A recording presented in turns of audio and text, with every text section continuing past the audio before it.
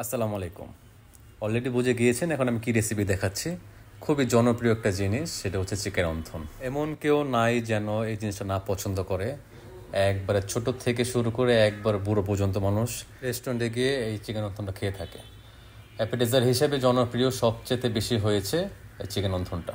যদিও এই ভিডিওটা অনেক বড় হয়েছে, প্রায় 10 মিনিট ক্রস করেছে। আপনাদের সুবিধা ক্ষেত্রে 4 রকমের 4টা স্টাইলে আমরা অন্থনটা বানিয়েছি। ভিডিওটি না টেনে পুরো ভিডিওটি দেখার চেষ্টা করুন। আপনার সুবিধা ক্ষেত্রে একদম স্লোলি 4 রকমের 4টা অন্থন বানিয়েছি। জাস্ট আপনার একটু ফলো করলে 4 রকমের 4টা অন্থন বানিয়ে ফেলতে পারবেন নিমিশেই। জাস্ট একটু ট্রাই করলে হয়ে যাবে রেস্টুরেন্ট স্টাইলে এরকম চিকেন অন্থন। এখন চাইলেও আপনি বাসায় বসে বানাতে পারবেন এখন রেস্টুরেন্ট স্টাইলে এরকম অন্থন। যেহেতু আমি চিকেন অন্থন বানাচ্ছি, চিকেনটা আপনি অবশ্যই নিতে হবে। আর চিকেন নিয়েছি আমি একদম হাড্ডি ছাড় বনলেস। এর পাশাপাশি নিয়েছি ধনেপাতা, পেঁয়াজের পাতা, গাজর, কাঁচামরিচ নিয়েছি। চাইলেও আপনি কাঁচামরিচটা অ্যাভয়েড করতে পারেন, কোনো সমস্যা নেই। আর নিয়েছি হচ্ছে পেঁয়াজ। এই 6টি আইটেম একদম ভালো করে কিমা করতে হবে প্রথমত। তারপর আমি সামান্য কিছু পরিমাণ লবণ নিয়েছি, একটু সাদা গোলমরিচ নিয়েছি, একটু টেস্টিং সল্ট নিয়েছি, না নিলেও সমস্যা নেই। আর নিয়েছি হচ্ছে ডার্ক সয়া সস।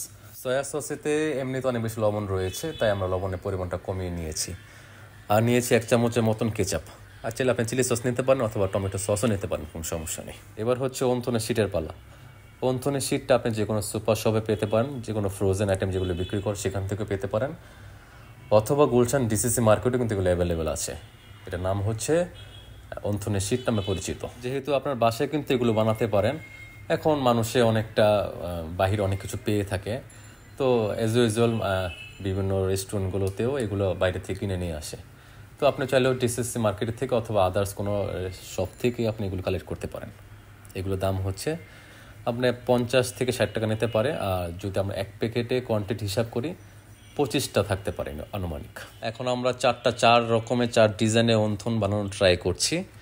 ভিডিওটা টানবেন না, স্কিপ করবেন না, পুরোটা দেখার চেষ্টা করুন। চাইলে এখন আপনিও 4 রকমের 4টা স্টাইলে আপনি অন্থন বানাতে পারবেন। অন্থন বানাতে বানাতে একটা হাদিস শেয়ার করছি আপনাদের মাঝে। হাদিসে এসেছে, নবী সাল্লাল্লাহু আলাইহি সাল্লাম যখন ঘরে প্রবেশ করলেন, দেখলেন তার জামা এক সাইডে একটি ছোট্ট বিড়াল আরামে ঘুমাচ্ছিল। নবী যখন আসলেন, তিনি চাইলে কিন্তু ওই বিড়ালকে ডাকতে পারতেন, বিড়াল ওঠো, আমার নামাজের সময় হয়েছে, আমার নামাজে যেতে হবে, আমার জামা আমাকে ফিরিয়ে দাও। হাদিসে এসেছে নবীজি বিড়ালকে ডাকেন নাই, তার শরীরে কোনো স্পর্শ করেন নাই। নবীর জামা যে অংশটুকু বিড়াল শুয়েছিল, নবীজি ওই অংশটুকু কেটে ফেলেন, তবুও বিড়ালকে একটু ডিস্টার্ব করেন নাই। কি মায়া, কি যত্ন! সুবহানাল্লাহ, সুবহানাল্লাহ। নবীজি ওই ছেঁড়া জামা পরে নামাজ পড়তে গিয়েছিল, তবুও কিন্তু ওই বিড়াল স্পর্শ করেন নাই, ইভেন ওই বিড়ালকেও কিন্তু ডাকেন নাই। সর্বোচ্চ চেষ্টা করার পরেও দেখবেন দিন শেষে আপনি অপরাধী হয়ে বসে আছেন। আসলে পুরুষ মানুষরা বোকা। পুরুষ মানুষই বোকা, সেটা কারণ হচ্ছে সে সবাইকে খুশি রাখতে চায়। সে চায় তার মা খুশি থাকুক, তার বোন খুশি থাকুক, তার ভাই খুশি থাকুক, তার ওয়াইফ খুশি থাকুক, তাদের বাচ্চারা খুশি থাকুক, তাদের পাড়া প্রতিবেশী সমাজ সবাই খুশি থাকুক।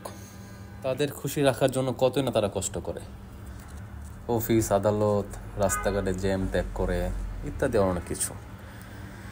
আসলে একটু সহানুভূতি প্রত্যেকটা মানুষের একটু সহানুভূতি দরকার পড়ে। সব জায়গা থেকে যদি সহানুভূতি পেয়ে থাকে, তাহলে আলহামদুলিল্লাহ আমরা সবাই ভালো থাকি সব দিক দিয়ে। যাই হোক, ফিরে আসলাম আমার রেসিপিতে। অলরেডি কিন্তু আমরা 4টা স্টাইলে 4টা অন্থন বানিয়ে ফেলেছি। তো অলরেডি আপনারা দেখে ফেলেছেন, খুব ইজিলি, খুব স্লোলি কিন্তু আমরা 4 ধরনের বানিয়েছি। তো এগুলি ভাজা প্রসেসিং হচ্ছে, অলরেডি মোটামুটি 4টা আমরা ভেজে ফেলেছি। আর একটু খেয়াল রাখতে হবে, আমরা যদি তেলের হিটটা একটু কম জ্বালিয়ে যদি ভাজতে পারি, আরও আমাদের ভিতরে পুর থেকে শুরু করে অন্থনের যে শীটটা আছে প্রপারলি আমরা এটা পারফেক্ট হয়ে ভাজা হয়ে উঠবে। তো একটু আমরা খেয়াল রাখবো। আর পরিবেশনা করার জন্য আমরা ধনেপাতা ছিঁড়ে দিয়েছি, চাইলেও আপনি গাজর পরিবেশনা করতে পারেন, সাথে হচ্ছে চিলি সস বা টমেটো কেচাপ দিয়ে পরিবেশনা করতে পারেন। এখন হচ্ছে পরিবেশনা করা পালা। আমার নিজ থেকে ছোট একটা রিভিউ দিয়েছি।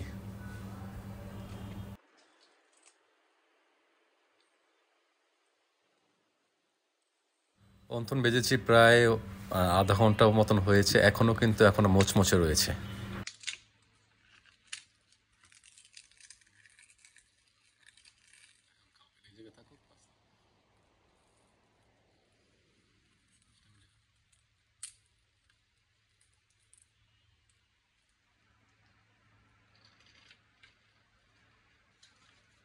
খুবই মচমচে এবং ভালো।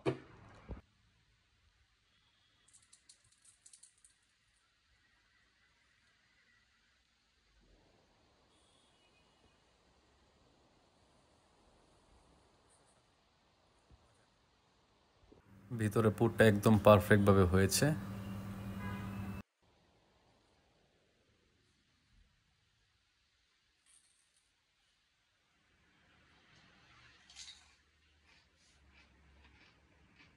সামলানো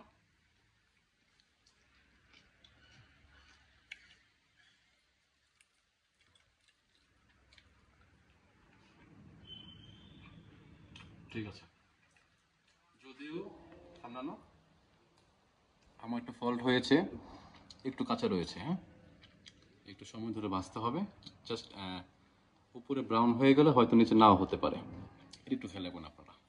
আজ এই পর্যন্তই। নতুন একটা ভিডিও নিয়ে আবার হাজির হবো কোনো একটা রেসিপি নিয়ে। এ পর্যন্ত ভালো থাকবেন। আসসালামু আলাইকুম।